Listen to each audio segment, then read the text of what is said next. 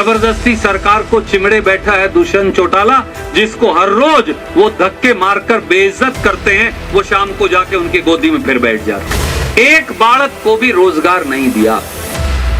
सारे बालक झुंझुना लिए सीईटी के पीछे लगा रखे। एक परिवार परेशान पत्र भी खोल रखा है। मीठी गोली देना सबसे आसान काम है। कई लोग हैं मीठी गोली देने का धंधा करते हैं। जब एमएसपी पे फसल को खरीदना ही नहीं तो एमएसपी की घोषणा क्यों की जाती है? कहते थे मनोहर लाल खट्टर जी को जमुना पार करवा कर आएंगे, परंतु मनोहर लाल खट्टर की गोदी में दोनों भाई जबरन चिपके बैठे। कर्नाटक की जीत का अगला संकल्प अब कैथल के ऊपर है। कर्नाटक की विजय और मजदूर और किसान की विजय, दोनों के लिए आपको ढेर सारी शुभकामनाएं और मुबारकबाद मैं देना चाहता हूं। मुझे अनेक साथियों ने हरियाणा के, कैथल के, जींद के, पुंडरी के, उचाना के, नरवाना के, गुलाचीका के, कलैत के, सफीदों के, हर इलाके के साथी ने पिछले एक साल में अनेकों बार शिकायत की। और वो शिकायत थी और मेरी मां ने भी की। आप सब मेरे मां, पिता, भाई, बहन आप ही तो हैं। पर मेरी मां ने भी मुझे कहा कि एक साल बीत गया, तुम घर लौट कर नहीं आते। और लोग ये कहा करते थे कि हरियाणा इतना छोटा प्रांत है कि वहां का व्यक्ति, वहां का किसान का एक बेटा, कपिस्थल की तपोभूमि का एक नौजवान शायद कभी भी इतना बड़ा प्रांत जो पंजाब, हरियाणा, हिमाचल, उत्तराखंड, पश्चिमी उत्तर प्रदेश और दिल्ली उनके बराबर है, वहां अपने आप को साबित नहीं कर पाएगा। बार बार यह कहा जाता, इसको 2 मिनट बेटा बंद कर दे। बार बार यह कहा जाता था कि 75 साल में हरियाणा के किसी आदमी ने संगठन की जिम्मेवारी लेकर देश के तीसरे सबसे बड़े प्रांत में कांग्रेस की विजय पताका नहीं फहराई।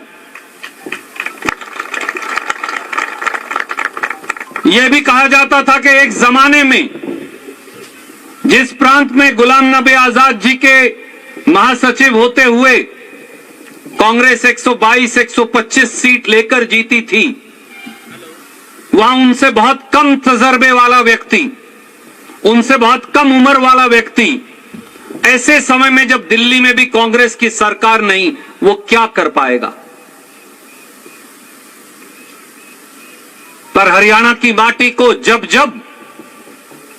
हरियाणा की माटी को जब जब ललकारा गया है, हरियाणा की माटी ने हर बार महाभारत का, पानीपत का एक नया इतिहास, श्रीमद् भगवत गीता का इतिहास रचकर दिखाया।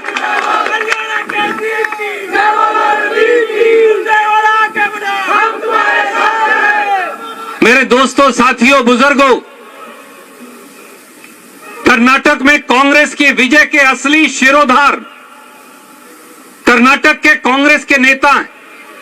कर्नाटक का कांग्रेस का कार्यकर्ता है।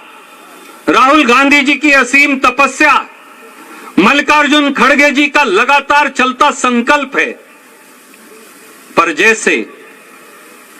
जैसे एक चींटी का योगदान जब रामायण लिखी गई तो उसमें था, हरियाणा का योगदान हमेशा इतिहास में याद रखा जाएगा।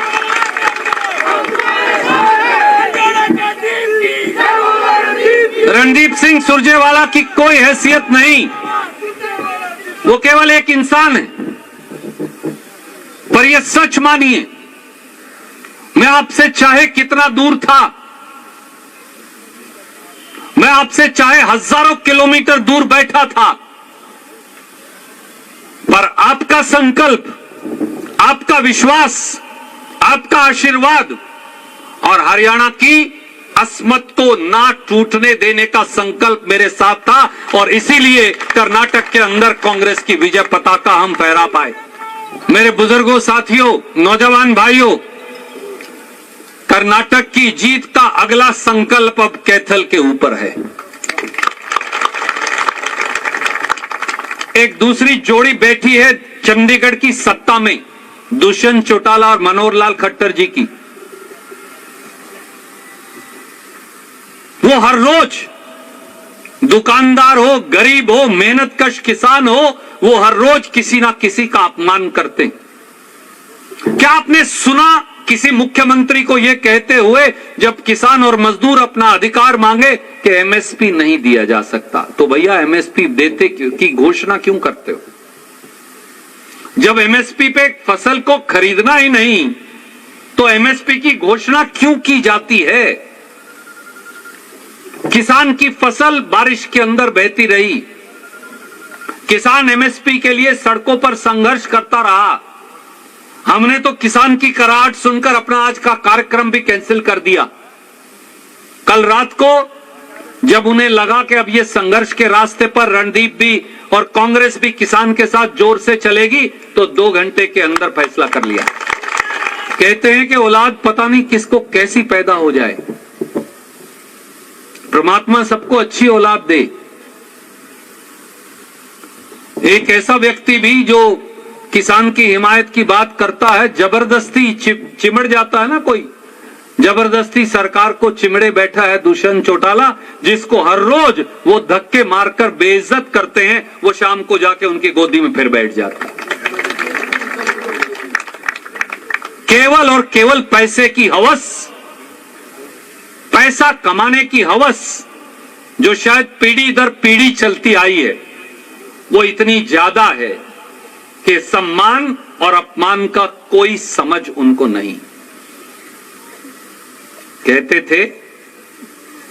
थे मनोहर लाल खट्टर जी को जमुना पार करवा कर आएंगे, परंतु मनोहर लाल खट्टर की गोदी में दोनों भाई जबरन चिपके बैठे हैं, और भारतीय जनता पार्टी की।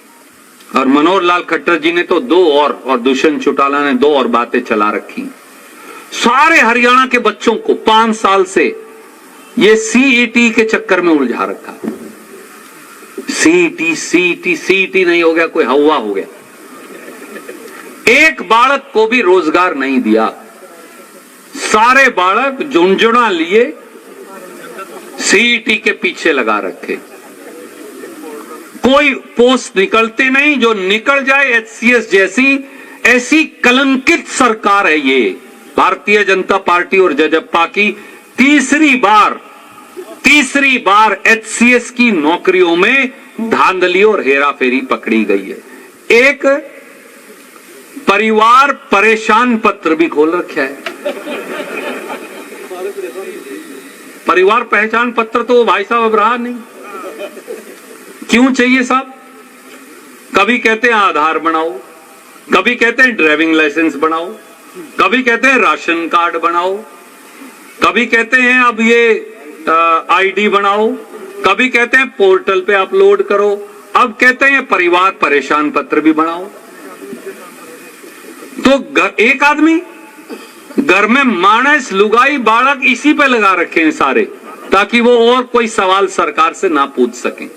अब आदमी साबित क्यों कर करे कि वो हरियाणा का रहने वाला, फलाने मोहल्ले का, फलाने गांव का, फलानी जात का, फलाने बगड़ का, फलाने परिवार का, फलाने समाज का है। पिछले 2.5 साल से सारा हरियाणा इसी काम पे लगा रखे। जो बीपीएल के हमारे परिवार थे, नवे तो चलो जोड़ना दूर की बात है, पिछले वालों के नाम और काट दिए। मुझे कोई बताता 80,000 परिवार काट दिए, कोई 1.25 लाख बताता है। मैं कह रहा हूं 80,000 परिवार भी काट दिए हों तो 5 जी तो होंगे एक परिवार में, तो 8 पंजे 40, तो कितने लाख लोगों को कहां जाएंगे? 1 लाख परिवार भी हो और 5 जी भी हो, तो 5 से 6 लाख 8 लाख लोग जो हैं, आज वो धक्के खाते सड़क पे घूमने लग रहे हैं।